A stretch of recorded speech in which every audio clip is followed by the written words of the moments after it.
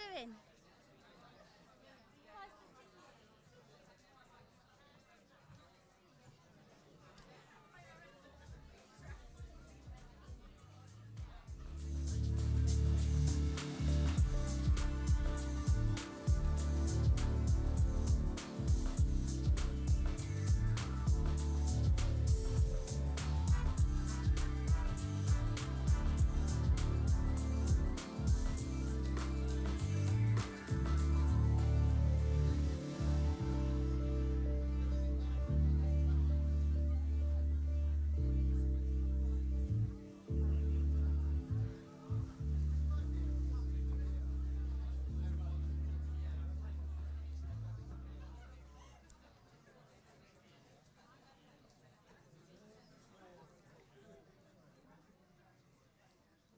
Hello. Hello. Hello and welcome to Rap Live. I'm Becky Cullen. I'm a poet, presenter and the Rap Programme Director, and I'm your host for this evening. A warm welcome to you all, and thank you for joining us here at Metronome in the beating, creative heart of Nottingham. Welcome. This evening's brought to you by Curated and Created, Nottingham Trent University's Arts and Culture Programme. RAP, an acronym of writing, reading and pleasure, sits alongside Bonington Gallery, our music programme, University Hall concerts and Metronome as part of a programme of exciting, high quality, creative, artistic and cultural moments for students, staff and the public. For example, we collaborated with the artist Emily Anderson, Nottingham UNESCO City of Literature, our talented photography students and women writers from Nottingham to produce the fabulous exhibition of portraits in the foyer, which I hope you enjoyed before the show. Welcome to the writers and photographers who've joined us this evening, and congratulations on a fabulous exhibition. Later this evening, we'll be finding out which photographer has produced the winning portrait, selected and awarded by Emily Anderson herself. Oh, yes, you're right. You're right to ooh, Nottingham. I'd also like to say a very special welcome to representatives from Nottingham UNESCO City of Literature's sister literary cities and other partners in their Story Valley project. Thank you very much for joining us this evening. We love a Story Valley. Creative writers often talk about needing to show, not tell. And this evening, we want to show you what rap is all about. Inspired by last term's featured writer Emily Pine, our rap masterclasses, workshops and mentoring, we asked students and staff to write about their own life experiences for our 2023 creative writing competition. Tonight's showcase features some of the winning entries, a selection of life writing by students and staff across the university who are giving us the opportunity to walk in their shoes and see things from another perspective. What a privilege.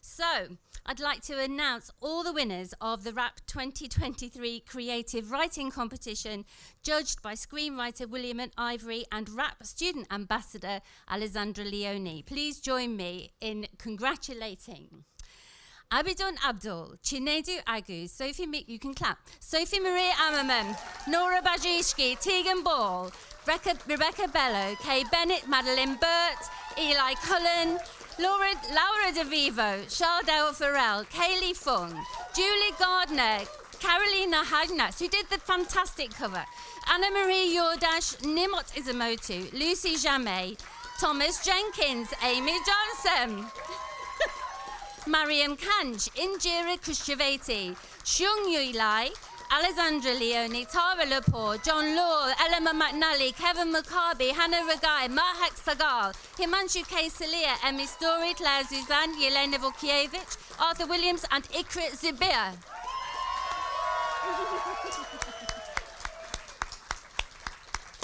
Well done. This evening's showcase has been curated by this term's featured writer, Safia Khan, who I'd like to introduce now. She's there. Safia Khan is a prize-winning poet and a recently qualified medical doctor, so whose pamphlet, Too Much Much, is a winner of the prestigious Poetry Business New Poets Prize. She has mentored the writers of our competition and curated this evening's performances. And later on, we're going to hear some of your poetry as well, aren't we? We are. Yep. So, a warm welcome to Safia Khan. So, we're going to go over here.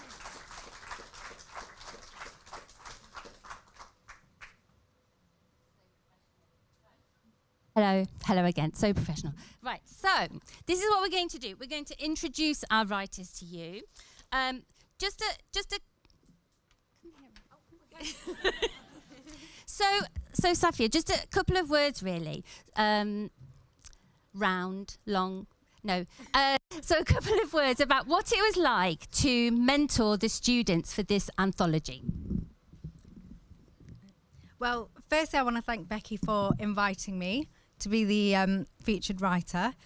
This programme, I think, is absolutely wonderful. And the reason I think it's wonderful is because it encourages people that don't come from a creative writing or literature background to write. And as someone who's studied science and medicine my whole life, I think that's really important to get people from different disciplines engaged in producing literature, reading literature.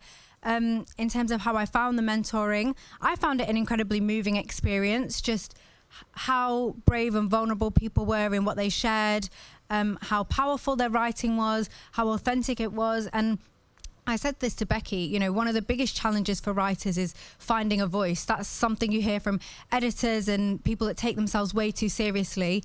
You need to find your own authentic voice. And one of the wonderful things about the writers that we're going to hear tonight is they have all done that, whether they've done it intentionally, inadvertently, they are all completely themselves. And so through mentoring them, all I was trying to do was encouraging them to celebrate that, because they've done the hard part, which is putting it all on the page. And I hope you enjoy what they have to write as much as I did. Thank you, Safia. So just a note then, so this is live writing, and some of the content may contain themes suitable for an adult audience, just to make sure you're aware. But anyway, let's get on with the show. So it gives me great pleasure to announce our first writer tonight. He works in the accommodation office, and he's being very accommodating by being first. So, sorry. So I'd like to introduce Thomas Jenkins, who's reading The Echo Maker.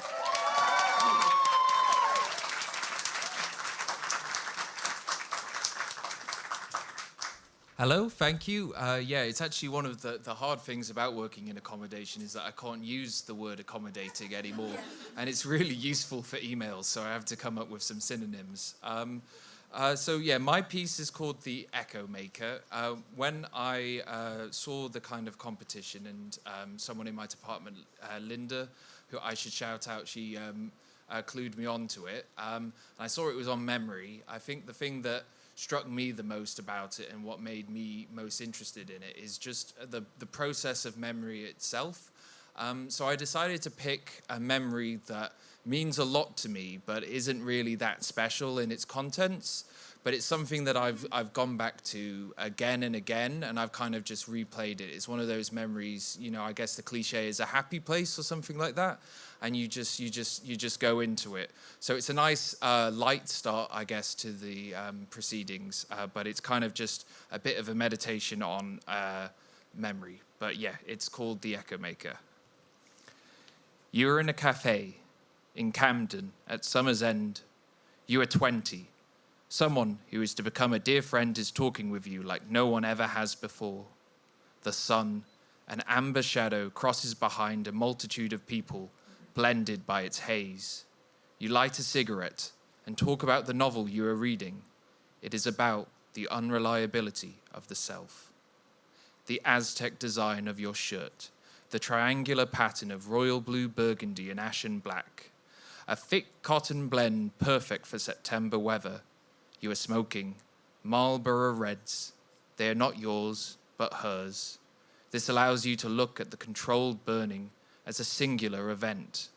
Marvel at the contrast between fire and the unwavering stiffness of a straight. Your book rests on the table face up, scuffed by travel, its spine satisfactorily bent. The table is circular and bronze-plated. A rim an inch high circumscribes the edge. In the novel, a brother is involved in a near-fatal car crash that causes him to suffer from a very specific form of delusion. He can accept the world as it is, but believes that the sister who cared for him by his bedside is an imposter. You take a drag, like a cigarette is the engine of conversation. Ash falls from the end onto the Aztec design of your shirt, the triangular pattern of royal blue, burgundy, and ashen black. You try to brush off the debris, but end up rubbing it in, a bright stain of red and yellow, ketchup and mustard. There is no cigarette. You are holding a bratwurst wedged into a bread baton. Slices of onions top the dog, big, wet, and fried tobacco brown. You are standing instead of sitting because this is food for the streets. She mentions Oliver Sacks and his curious case histories. You talk about the novel you are reading, The Echo Maker. It features a neurologist who must be based on Dr. Sacks. The book is packed away in your bag and you make no move to take it out. As the conversation meanders, so too do you move through the crowd, like smoke through a cloud, winding up by the canal. You sit and stare at the water ahead, all the while talking. A talk soft and quick. The water's surface catches the sun, splitting it into 1,000 tiny golden frames. The hot dog is gone, eaten as if it never existed. You are both fascinated by the self, and come to it in a romantic, literary, and spiritual way. It thrills you how little you know about her, but how close you feel. You think you will always remember this moment, even if you don't know why, even if you lose the who, what, when, and how. The meaning of a memory is incomplete, just like the novel you are reading, which you will never finish. Thank you.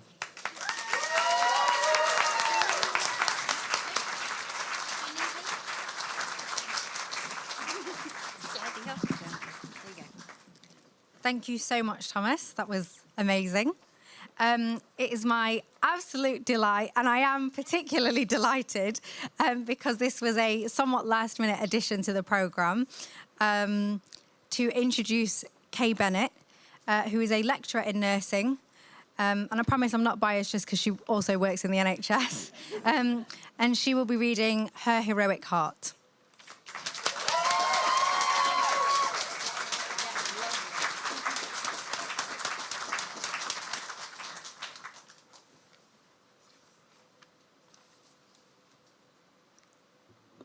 Thank you. This is a tribute to Eunice Harris, an amazing woman. I'm afraid she's going to die. I stared past the doctor and fixed my gaze on the white, sterile walls of the hospital. When? It's difficult to say with heart failure. However, she is in the end stages of the disease. I returned my gaze to the fresh-faced man-boy stood in front of me, with his mousy brown hair and deep eyes, and wondered, had he ever shaved? He looked tired, I thought. He looked 12. And yet, he was qualified enough to inform me that an eating, barely, breathing, still, and sleeping, lots, human being was at some point going to die. Well, of course she was. You and me too. The thing is, he continued, there's multiple organ failure. Her kidneys are failing, and so too is her liver. So as well as her heart, any one of those major organs could fail at any time. I let him finish, declined the offer to ask questions, and returned to sit by my mother's bed. She was asleep. I held her swollen hand in my left hand and used my right to stroke her forehead and cheek. Failure. Failing. The doctor had used those words a lot, but I don't quite think he understood. You see, her heart, Mummy's heart, had worked faithfully for over 80 years, day and night. It never stopped, never took time off. It just kept on doing what it was supposed to do. Work. It worked when, after years of being raised by a loving grandmother, she was returned to live with her mother. Never consulted, never prepared. Broken. It kept on going. It worked when she was beaten for menstruating. Her first period was obviously a sign that she'd been touched. It worked when her mother took her out of school and said she now needed to work for her keep. Heavy. It sustained. It worked when, as working as a living nanny and housekeeper, she was held down and raped by the man of the house. Mommy believed the man who said he'd kill her if she ever told. And so that same heart held the secret tight, and it loved the baby when it came. It worked when she waved goodbye to her 3 babies and boarded the plane from Jamaica to England in pursuit of a better life. It worked as she toiled in factory after factory, trying to raise the money to pay the airfare for the children she'd left behind.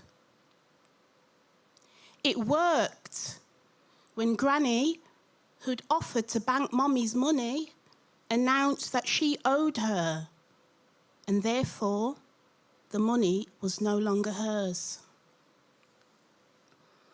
It worked as she raised 6 children, mostly alone, still pining for the 3 left behind. And after a massive stroke in her 60th year that rendered the left side of her body dormant, that heart, that same old heart, refused to stop. So Mummy's heart, deciding now that it was time to rest, it wasn't a failure. Mummy's heart was a hero.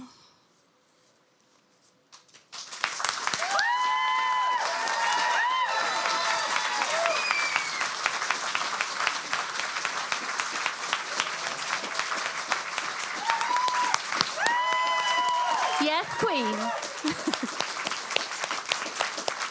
Fabulous. Thank you very much. So I have the pleasure of introducing a student who studies economics in Nottingham Business School. We passed each other on the stairs one day, and I said, sorry, do I know you? So I feel as though she and I have some kind of mystical connection. Anyway, she's a really good poet, so I'm going to introduce her now. It's Ikra Zabaya, and she's going to read Instant Gratification. Thank you.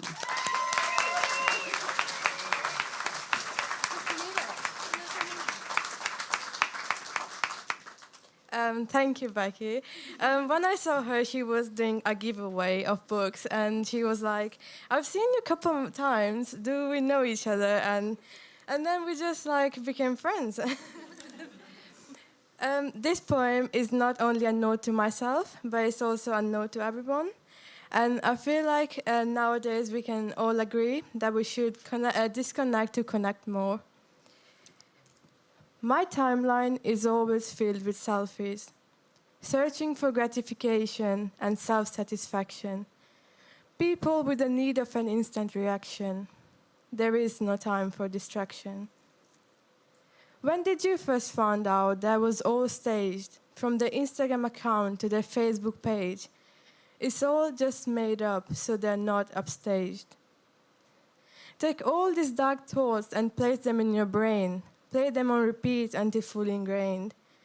Already a part of you, soon you will have no say. Toxic validation from those who only know your name. Projecting sense of humor when you're really filled with rage. You numb yourself from scrolling, you just want to feel okay.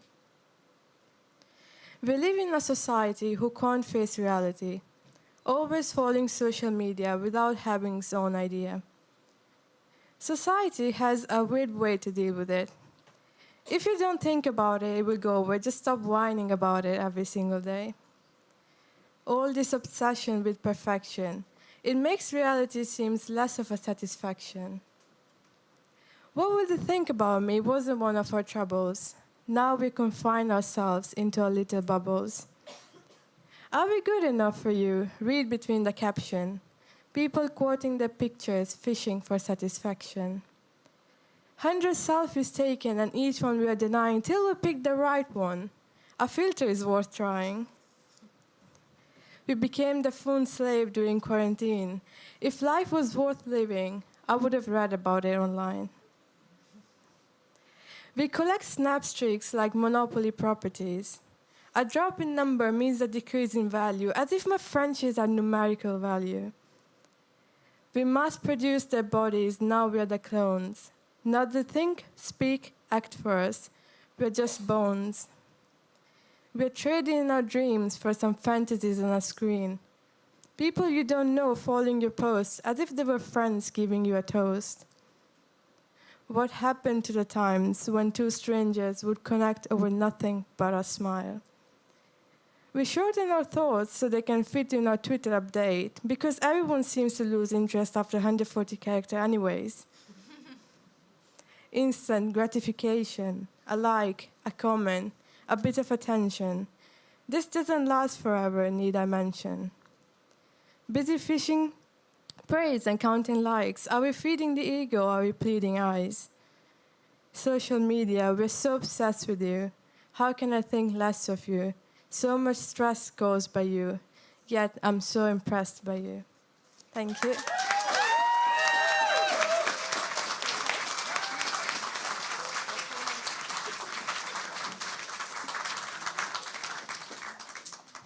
Thank you so much, Ikra. That was a fantastic poem, and also a good reminder for all of us who in the room are, obviously not including me, obsessed with social media.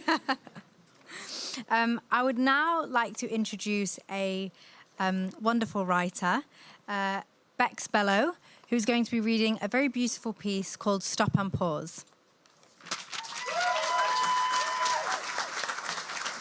And I should mention that Bex works in our international office.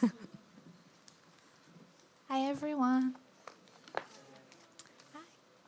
Okay, I'm just going to go straight into this. There are those moments on your travels, sitting and looking out the window on a bus or a train, when you have the chance to really stop and pause.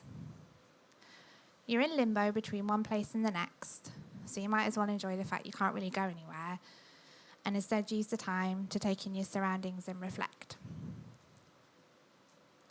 Last November, I was on the train back to Nottingham on one of those sunny days you're glad to have in the middle of winter, when there's precious little daylight. The sun was low enough in the sky that it seemed to be perpetually on the verge of sunset. It cast a warm golden light across the hills and lit up the leaves that were still hanging on the trees. The landscape of the Peak District the train was travelling through was so familiar to me. It's the landscape of my childhood and young adult years. I can appreciate its beauty, of course, and will always recognise it as part of the landscape of me. But at the same time, I've always felt detached from it.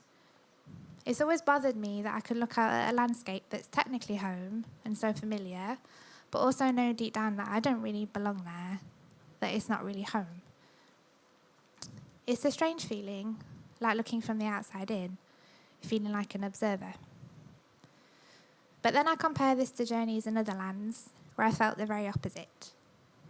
Sitting at the back of a bus, travelling through southeastern Turkey, watching the sun go down across the endless Mesopotamian landscape. Only this time I felt like I was home.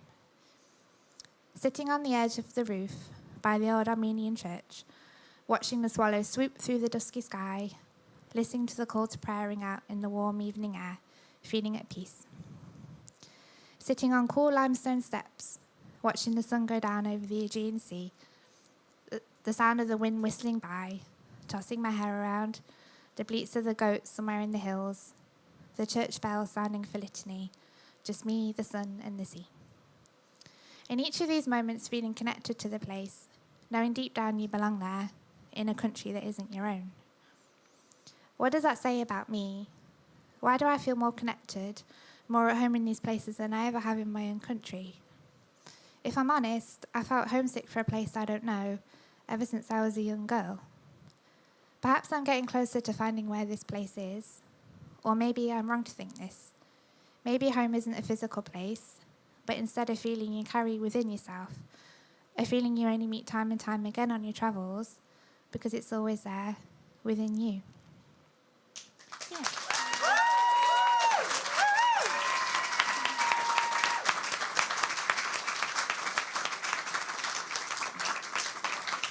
So when we asked people to write about things that they were really obsessed with and wanted to share with people, I had no idea that we were going to be reading a piece about a microscope, but we did. And the person who wrote that piece is Kaylee Fung. Here she comes now to share it with you.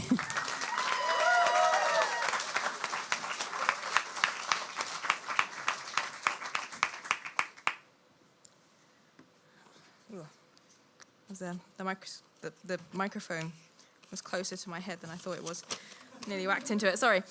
Thank you for the intro. I'm a scientist, and I'd like to talk about science today. Now, don't fall asleep just yet. I promise it'll be interesting.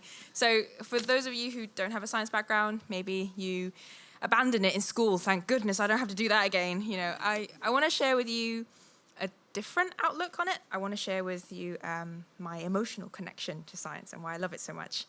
So this is the nerdiest love letter I've ever written. And it's titled A Symphony in E Negative, I guess. Let me bring you on a journey through the instrument that is the transmission electron microscope. It's not a musical instrument, but to me it sang a beautiful symphony with notes vibrating at frequencies we cannot hear. I used these giant, imposing instruments for many years, analyzing a variety of materials right down to their individual atoms. I would carefully touch the controls, wary of disturbing the magnificence that is this song of the giants. Here, let me show you what it sounds like. The microscopist begins. A one-person orchestra played out in the dark. Like a pianist, a masterful microscopist can play from memory. With just one key press, the valves of the instrument open, and the microscope begins to produce a complex, dissonant chord.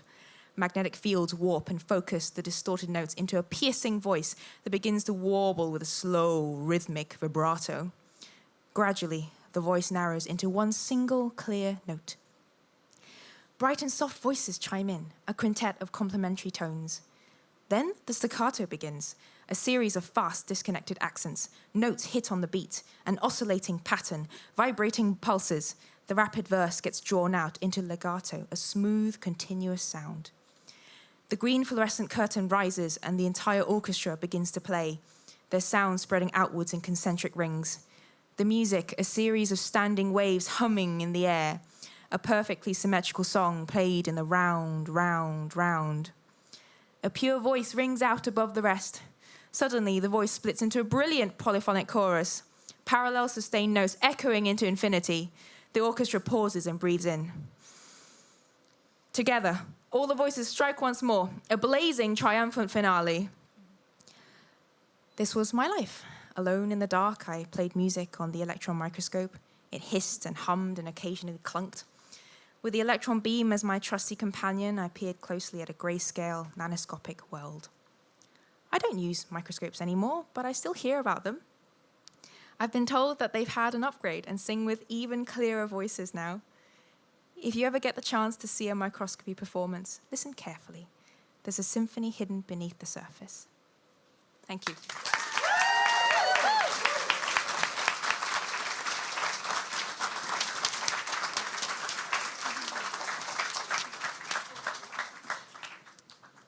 Thank you so much, Kaylee. I love that piece just because I think it's a fantastic example of how, whatever your background is, you can bring that to the forefront in your writing. And I think we all felt your passion for the microscope. And I loved it. As a fellow science nerd, I was like rooting for you. So thank you so much. Now I would like to introduce Claire Suzanne.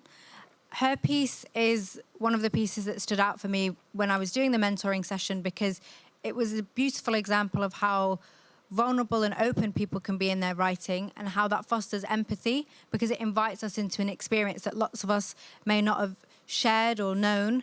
But through kind of Claire's sharing, we get to understand a little bit of her world, and she sort of invites us in. So thank you so much, Claire.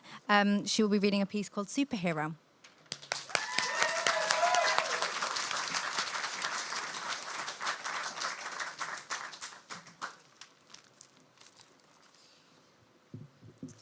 Hi, I've been writing about this topic in private for a while, and I was inspired by Emily Pine, who wrote about a similar topic, and she was really raw and honest, and I just thought, you know what, I'm going to write something and have the guts to talk about it in public, so here we go.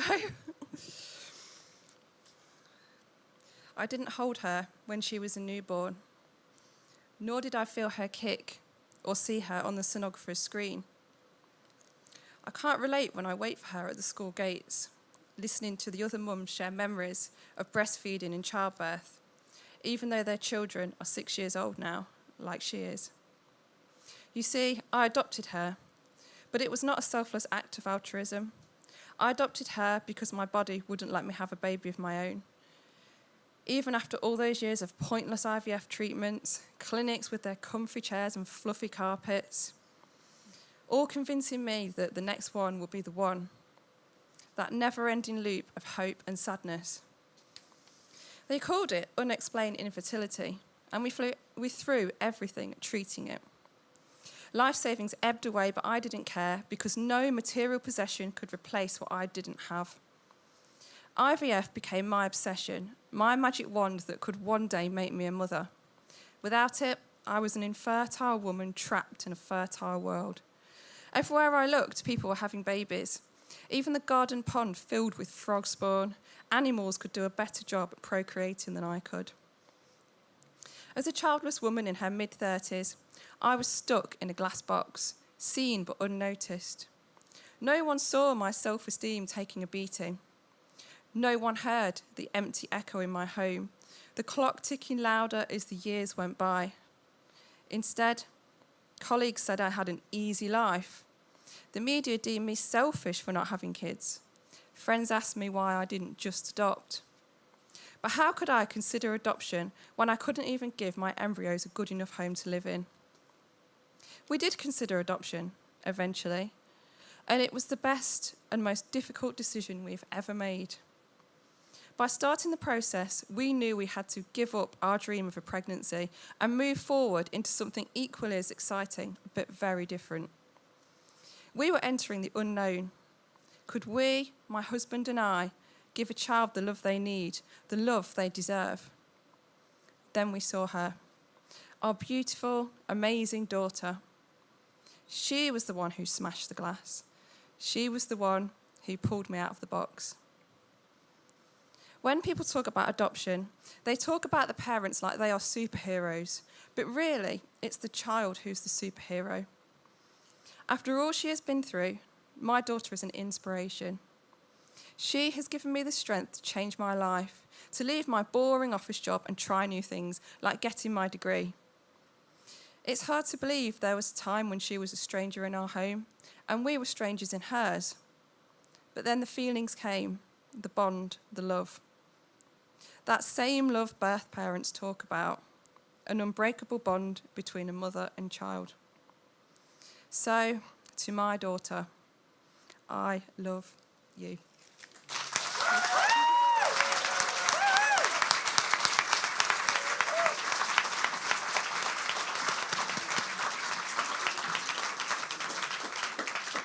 Thank you very much, Claire.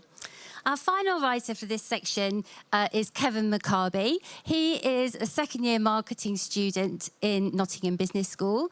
He's reading a piece called My Identity. Now, I have to tell you that Kevin is not going to be in NTU next year because he's doing his placement with Adobe. Whoa, yeah, so, you know, he's going places, make friends with him. So, Kevin McCarby, thank you.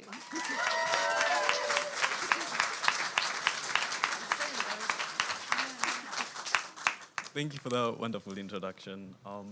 This is actually my first publication, so it just feels very surreal for me. This is my first publication as well, so it feels very surreal for me. I wrote this piece upon commemoration of some events that happened in my life, and it came to me when I least expected it to, but I felt that it was very important for me to feel what I felt when I was writing this piece. And I feel that it's very important for everyone in this room to be in a space where they can take back their power over any situation that they are going through or they might be going through right now. So I hope you guys resonate with what I've written.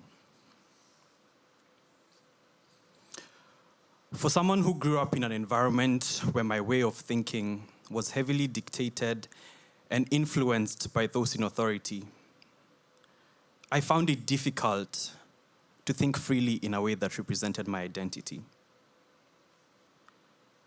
My life story was already predetermined by people who just knew a small part about my life.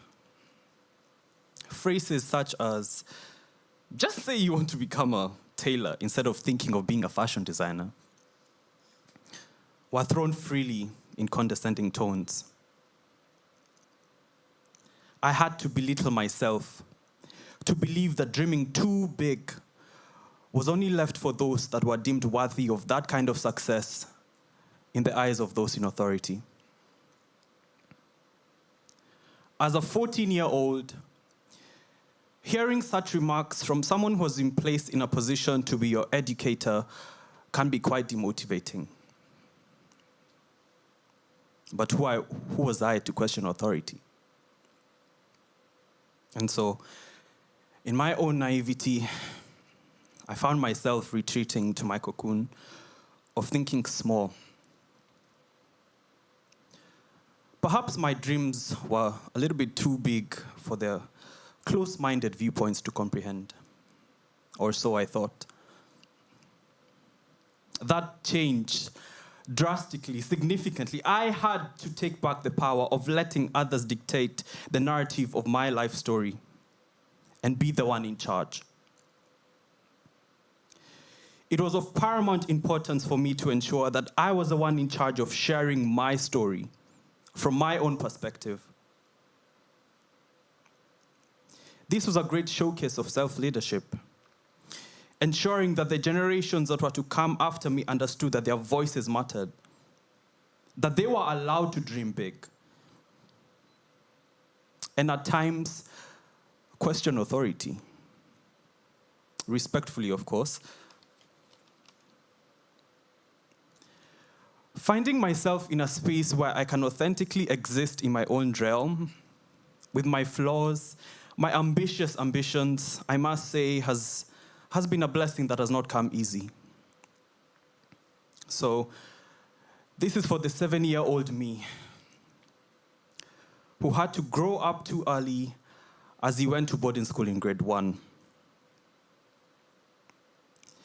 This is for that 10-year-old me who was bullied for having vitiligo.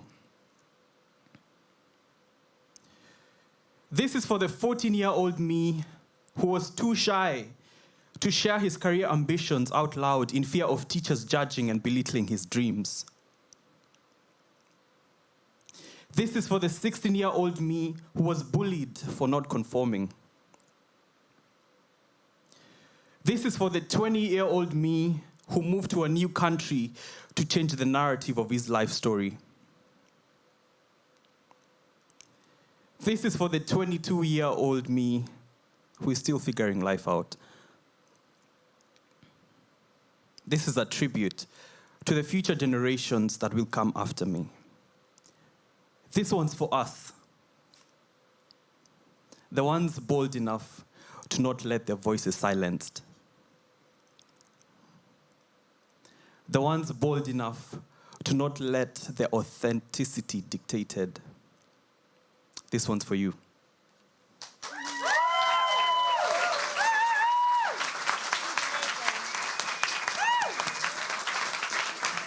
He's amazing. Thank you, Kevin. So we're taking a break from our showcase to turn to the part of the evening when we announce the winner of our photographic exhibition. Thank you. Inspired by Somewhere Else Entirely, Emily Anderson's acclaimed film of the poet Ruth Fainlight, exhibited at our Bonington Gallery. In collaboration with Nottingham UNESCO City of Literature, we asked students in Nottingham School of Art and Design to take portraits of women writing in Nottingham today, with some wonderful results. 26 writers and student photographers took part. And I'd now like to invite artist Emily Anderson onto the stage to say something else entirely, and of course, to announce the winner. Thank you, Emily.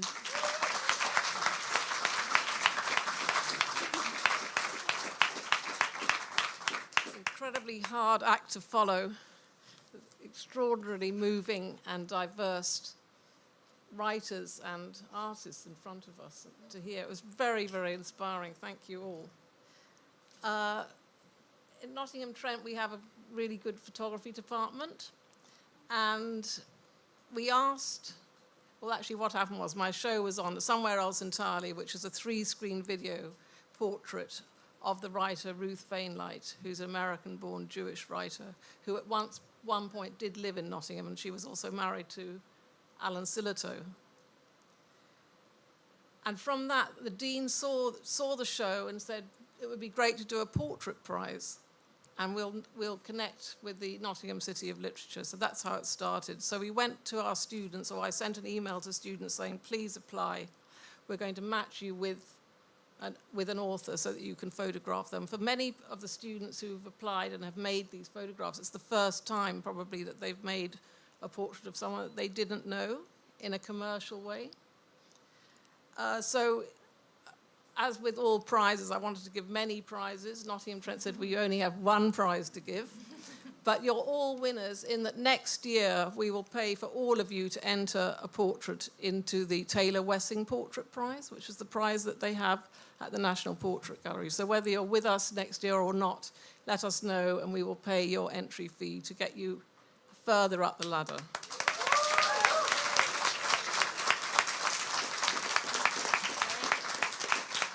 And the way I've always worked and the way that the portrait started with Ruth Fainlight was I read an article about Ruth in the Independent paper going from Nottingham to London, and it was a very, very good review of her new and collected book of poems. Ruth's now 92, so she's got a big oeuvre of work.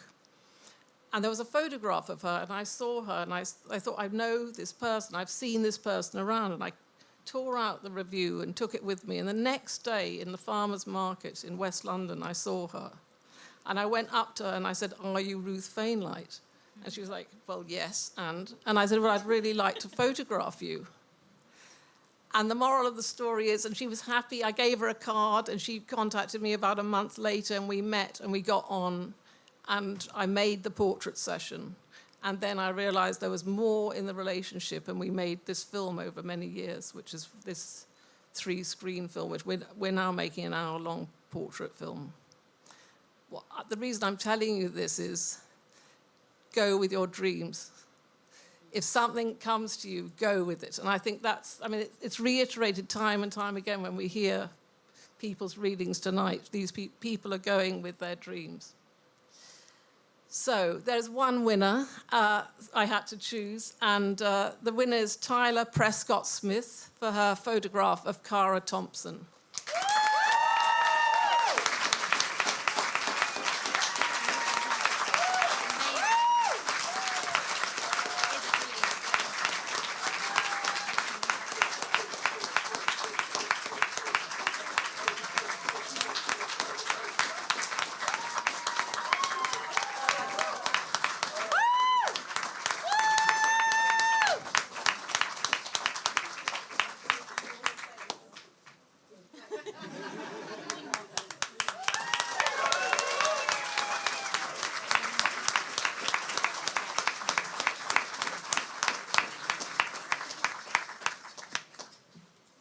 Congratulations, Tyler.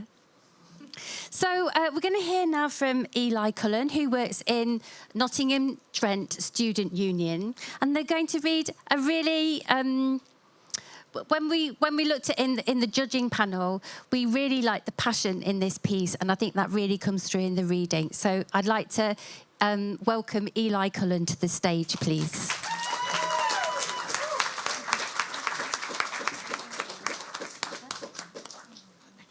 Watch me make the microphone first. I still can't get the hang of it. Would you believe I have a degree in media studies and I don't know how to adjust the microphone?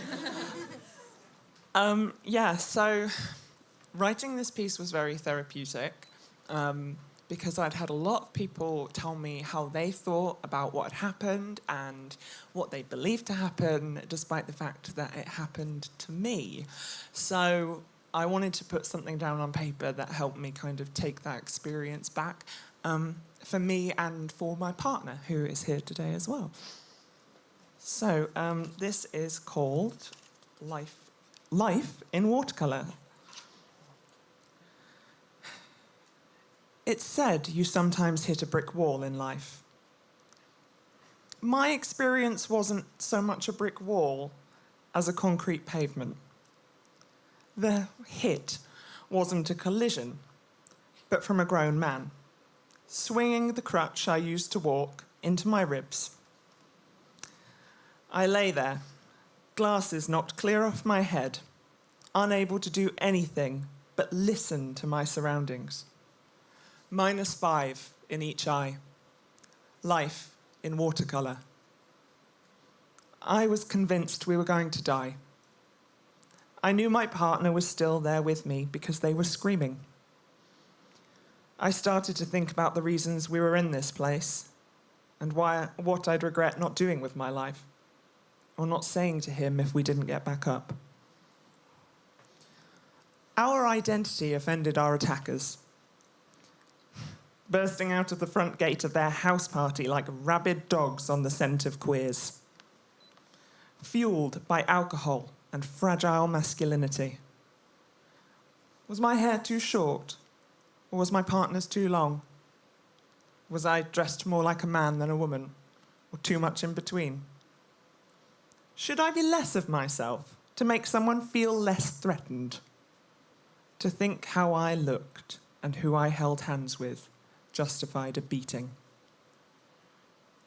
We were lucky that people pulled over their cars and came out of their houses, propped my partner against a wall, face and nose bloody, picked me up and gave me my glasses, honked their horns, chased them off, called an ambulance.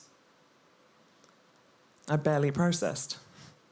My boss came to the scene to escort me to the hospital because I called in sick the same night. He made me go into work the next day like nothing happened. My partner needed 2 plates in their face, so we called him the Terminator. I missed their surgery for a shift. I had a nervous breakdown 2 weeks later, screaming and crying at my boss as he told me he needed me for a delivery of toys ready for Christmas. I didn't give a damn about Christmas. I wouldn't leave my home because I was terrified of everything. Crowds, being hurt, judgment. A prisoner in my own home, because my brain gave me a life sentence. The only positive thing it gave me was lots of time to think about myself. I can't place when it happened, but something in me snapped one day. I shaved my head. I opened my wardrobe again and said to myself that my life was not over. Embrace your gender, your identity. Change what you can, ask for help for the rest. Grant yourself parole. I still have to remind myself every time I read the news about how people like me are allegedly a danger to others. Every time I put one foot in front of the other, out of the door of my prison. I am not a threat to you just because I am transgender. I still see my life in watercolour, but it's vibrant, in pinks and blues and whites. And I am the one in control of the painting. Thank you very much.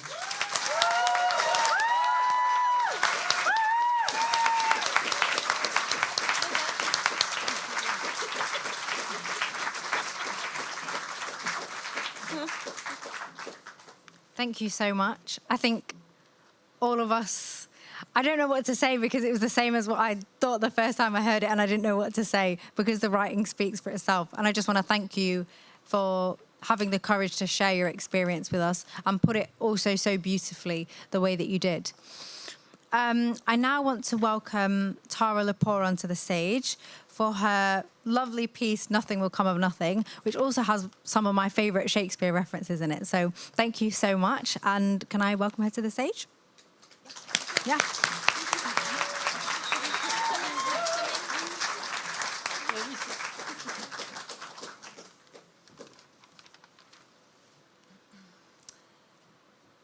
Hello.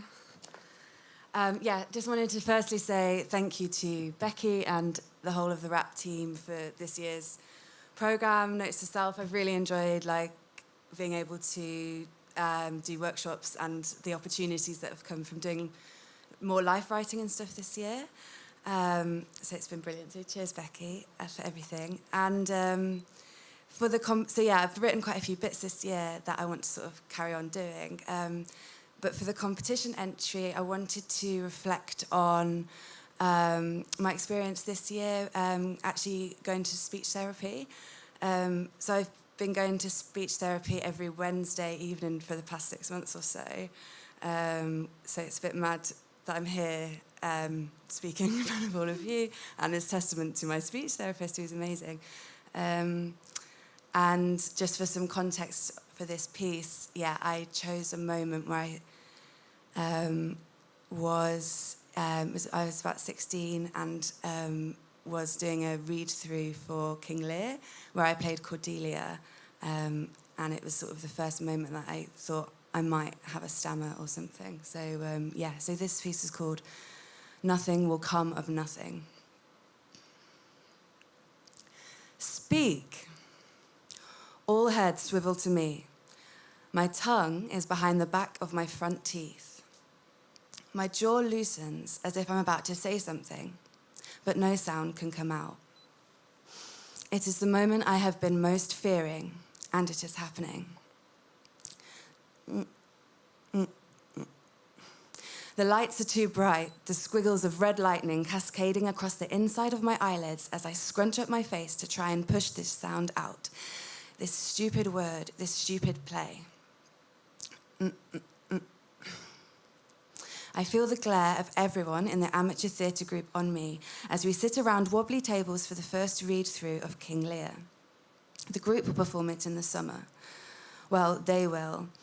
I am obviously not going to be able to say this stupid line, so I won't be joining them. I look towards the door. Is everything all right? The fuchsia-lipped director kindly asks. Sorry, I just can't seem to say the word. I am devastated. I feel like I want to die. No, it's brilliant, she caws, swishing a pashmina around her large and lopsided teal jumper. We need a long pause in there. It adds to the tension, the build-up. How marvellous. I embody the tension. I feel the build-up. We keep it in. I do the performances in June, I don't eat that entire week worried about that moment. So this is the excerpt from the play. So, King Lear. What can you say? Speak. Cordelia. Nothing, my lord. King Lear. Nothing. Cordelia. Nothing. King Lear. Nothing will come of nothing. Speak again. Cordelia. Unhappy that I am, I cannot heave my heart into my mouth. It is 10 years later, and I'm in a group speech therapy session. We've been invited to share when we first realized we had a stammer. These few seconds stick out because I haven't acted in anything since. Then there was the recent job interview where I couldn't say my own surname. That led to me being here on Zoom with 7 other covert stammerers. Covert stammers are a tricky thing.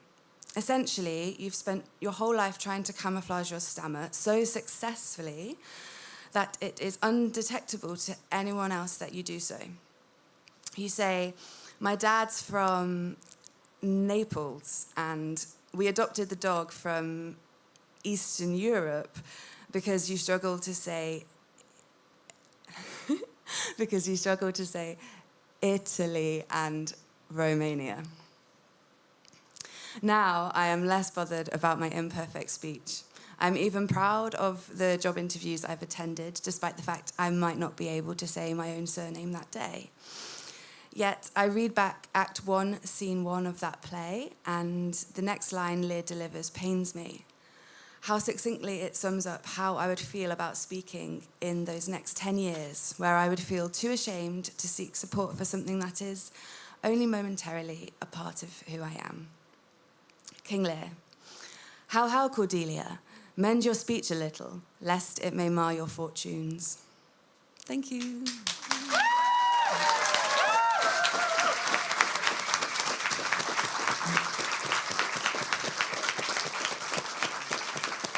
I just have to repeat William Ivory's comment when he read that piece. He said, it just made me feel like I got to the end and I just wanted to stand up and cheer. So I thought it was fantastic. Thank you, Tara. So I'm going to introduce now Madeline Burt, who's going to read her piece, Crow. And Madeline is a lecturer in design and digital arts, and she's reading for a PhD in illustration. Madeline.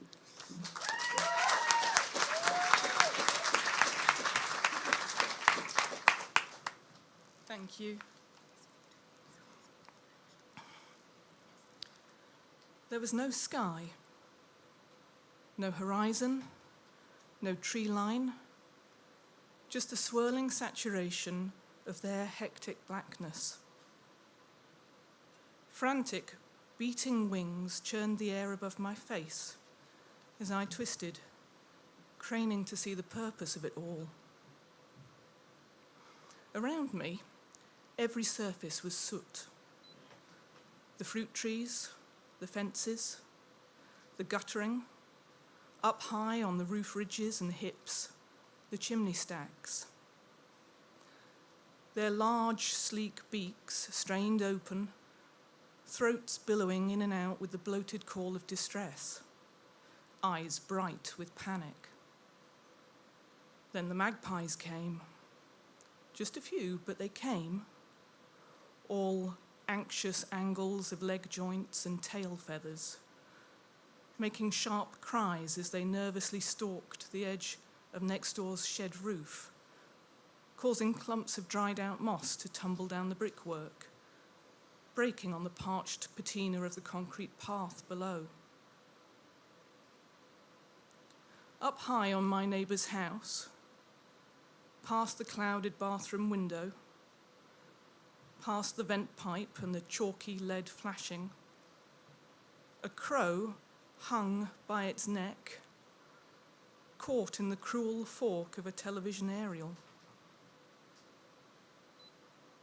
It took some minutes for my eyes to make sense of the scene, to fight through the horror dance before me and actually see the bird.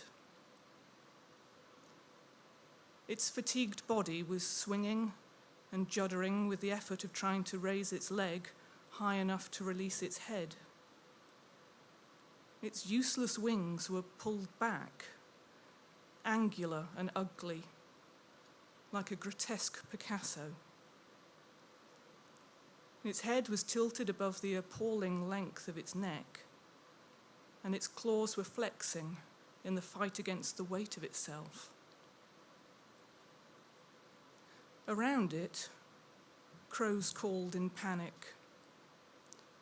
Some hopped and bobbed on the aerial, trying to free the trapped body.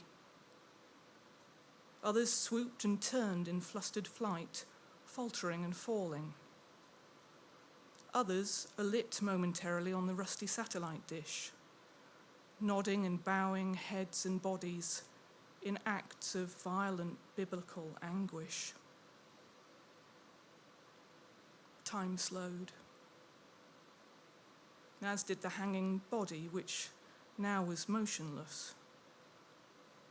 The calls subsided.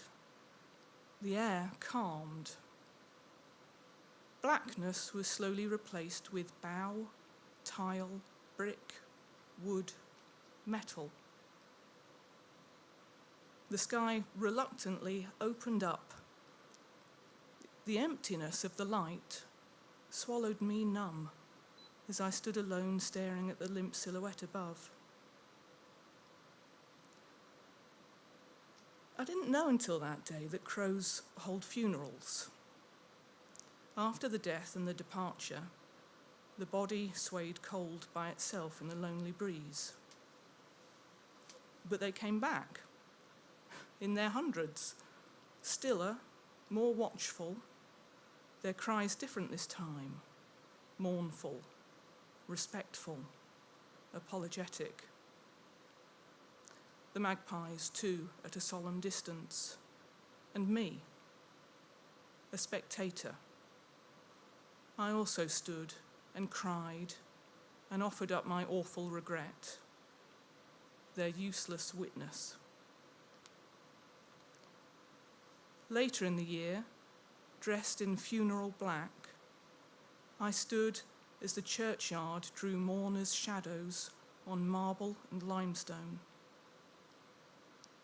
In that moment, as I honoured a life well fought, the empty, gaping sky of my mind was filled once again with wings and claw and crow.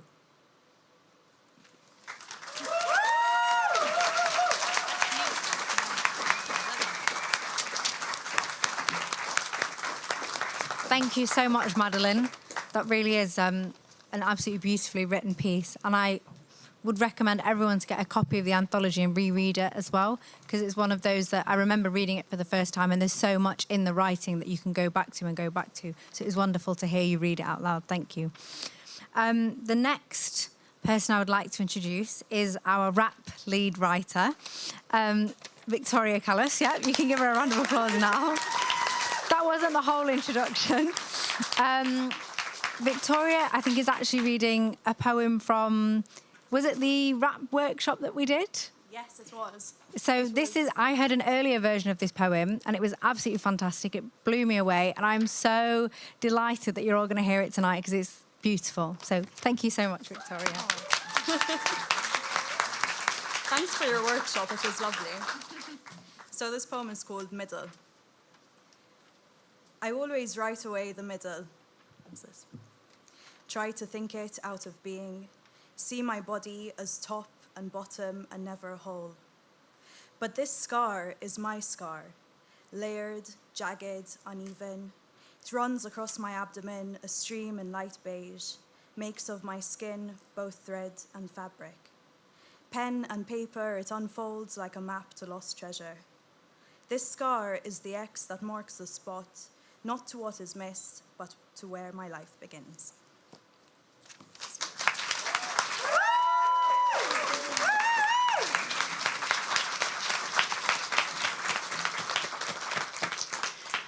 This next student has been with the rap programme since it began 3 years ago, and has lent his presence to many of our workshops, but has been very reticent about sharing his own work. So it's absolutely fantastic that he's written a piece for the competition.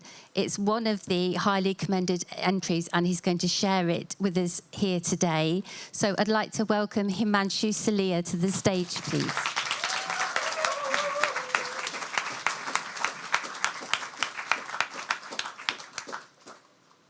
He's still coming.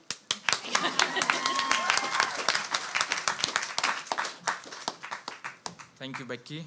The piece is called Illusion of Choice. In a professional opinion, he should continue treatment with the drugs sertraline until he shows any significant improvement from his current diagnosis. These were the words flashing on my laptop screen in the darkness while I sat on the plane. I was reading one of the reports supplied by NHS addressed to me, unsure if it might be helpful in convincing my family not to do the thing. I know how desperately they want it for me, marriage. They have been waiting for this opportunity for a long time. Since I turned 27, they knew that I had to be married. Most of my cousins are surprised how my brother and I are still not married at the age of 26 and 27 respectively, which is a big thing in our community. Because as far as I can remember, everyone is married by the age of 23. Last year might have been the last nail in the coffin, since that was the year both my cousins got married, even though I was older than both of them. This kind of things matters in Indian households. The fact that my brother and I both lived from far from home, one in UK and the other in USA, did not help, but rather made my parents' decision stronger. I knew I had to try to convince them before things got out of hand and spiraled into chaos. I had to say something, otherwise they would think I was all okay with the decision being made for me. Don't get me wrong, they did ask me and I rejected it with all my heart, but it was futile. They were convinced I was making a mistake and I had no idea what I was doing. My life is like 3 concentric circles. Each one represents one of the 3 worlds I inhabit. Each one like 3 languages I know: Gujarati, Hindi, and English. With each language, the environment changes from right to left. With English, I'm all liberal, and then towards the right and the innermost circle, with Gujarati language, the environment tends to be more bound and extreme. I could say some people have it worse and that my perspective is not bad. It's just the way things have been working out. No one raised any question, and lack of any question means yes. I can see my report will be of no use and hear them asking, there is no such thing as depression, you just have to deal with it. All this is New World's term, and this wasn't the reason we sent you the West. I can see all the possible answer or disagreements. After landing and getting a yellow taxi home, I was still with my thoughts and how I already knew the result of the conversation, but I had to try. I was standing at the door and I rang the bell. The door opened. Thank you.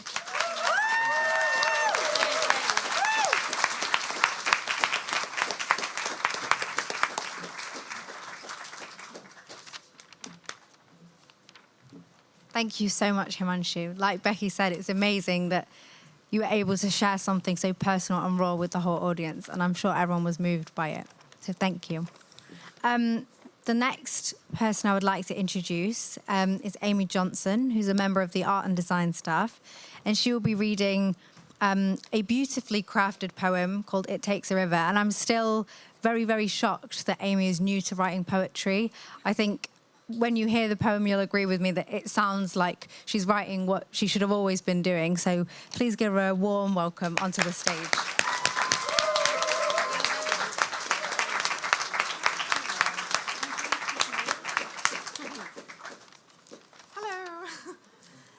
My name's Amy. This is called It Takes a River, and it's a poem about the body and its relationship with nature. I learned of the body through insect bites, through stinging nettles, through grazed knees and bitten lips. the way the bow of my elbow would house blood and webbed skin, a scab that will not heal.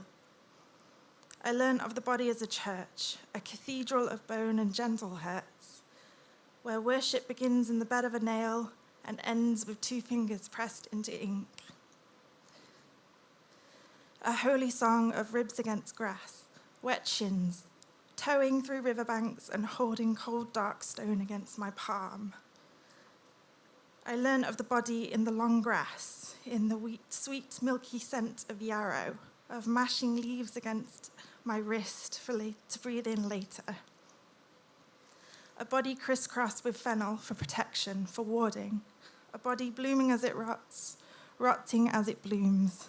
Add lavender, because the bees turn the stalks into spires and the buds into priories.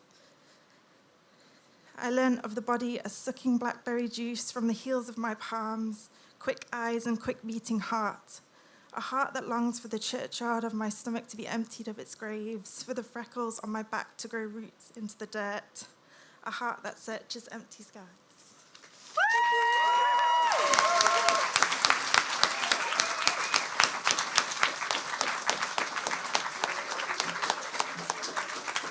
I'm going lanyard free for this final one. So, our final performer this evening is the very multi-talented John Lewell, and you will be able to see him singing some of his songs as well. He's a talented singer-songwriter at our after party. But this evening he's going to read a short story. He's our overall winner for the entire competition. Let's give him a round of applause. And testing, 1, 2, 1, 2. His story is called... Let's do this properly. He's a bit overexcited. His story is called Breaking with Gav. Oh, I didn't bring that one.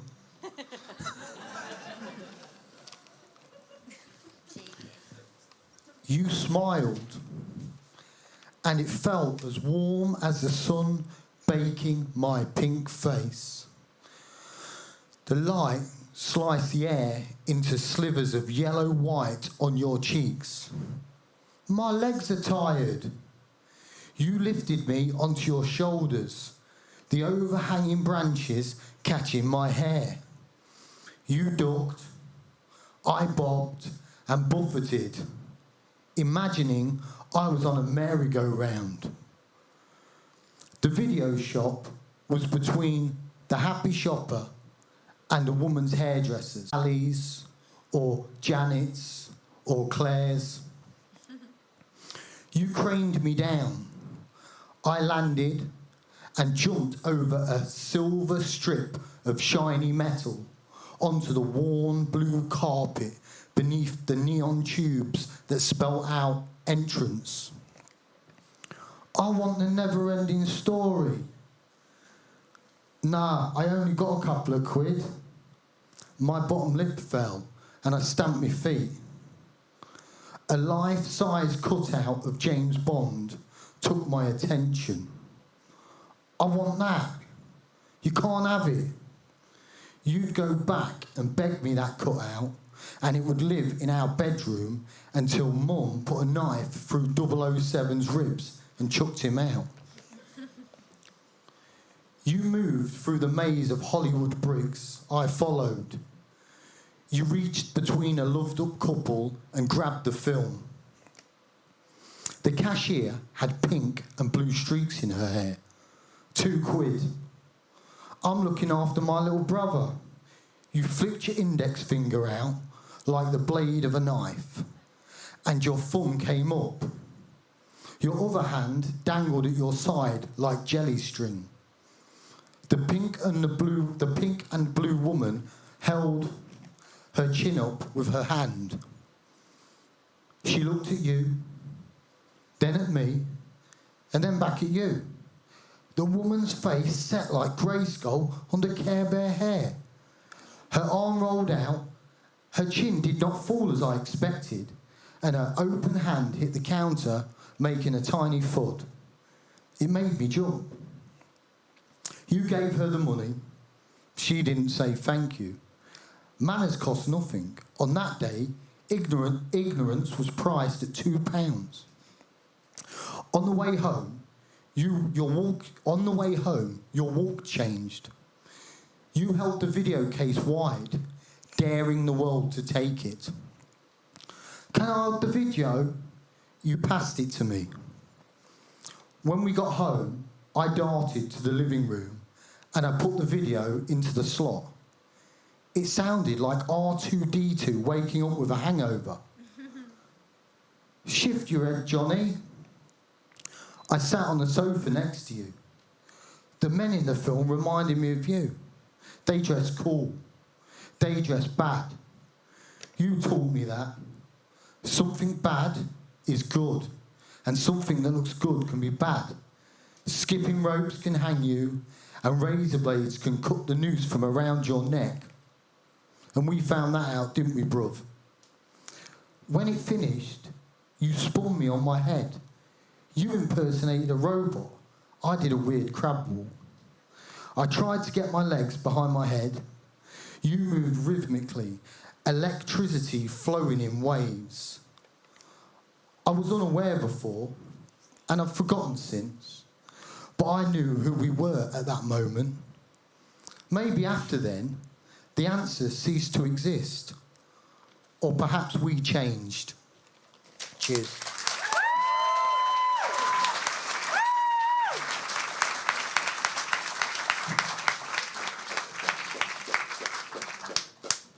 So the time has come for me to do a mini Oscar speech here, because this is the final Rap Live of the year.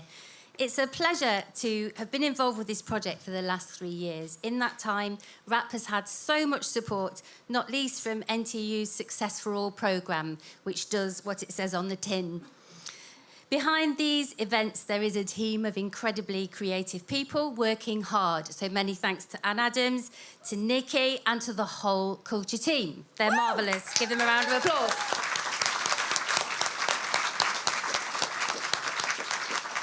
Most thanks, though, go to the students who have brought so much to Rap. There are some students who are graduating this year. This is a third year, so we've seen people all the way through their university with our career with our extracurricular activities. So I'd just like to mention by name Menashe Jiva, John Lewell and Kai Northcott have been incredible Rap ambassadors from the beginning, and I hope they will stay around to become Rap alumni fellows as well as best-selling authors in the years to come. Thank you. And Kai did some fantastic editing work on the anthology. He is so talented. Yeah. So for this evening, thank you very much to the marvellous team at Metronome, to you at home watching the live stream, hello, and to all of our competition winners. Thank you to Safia Khan. Thank you. Very marvellous. And thank you to you, our wonderful audience tonight. I hope that you'll stick around for our after party, featuring music from John and from the very wonderful Ryan Mungai. And also, there's a pizza delivery at 9 o'clock. So there you go. From Pizza Misu, it's only the best. So good night to everyone, and thank you for being here tonight. Good night.